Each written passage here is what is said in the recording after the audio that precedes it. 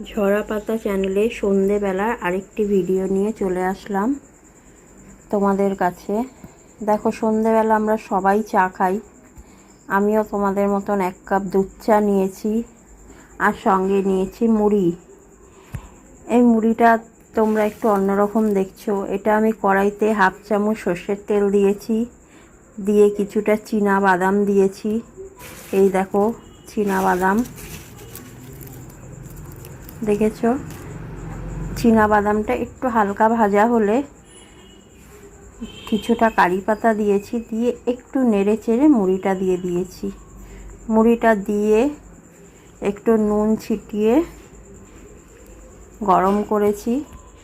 দারুণ লাগে চায়ের সাথে, বিস্কুটের থেকে বেশি ভালো লাগে। আর আমি বিকালে বেশি একটা বাইরের ফাস্টফুড খাই না, এইসবই খাই, বিস্কুট নালে মুড়ি। এর সঙ্গে একটা যদি কাঁচা লঙ্কা দিতে বন্ধুরা দারুণ লাগতো, কিন্তু আমি আর দিইনি। তোমাদের যদি ভালো লাগে ভিডিওটা, তোমরা একবার বাড়িতে বানিয়ে খেয়ে আমাকে কমেন্টে জানিও। টাটা।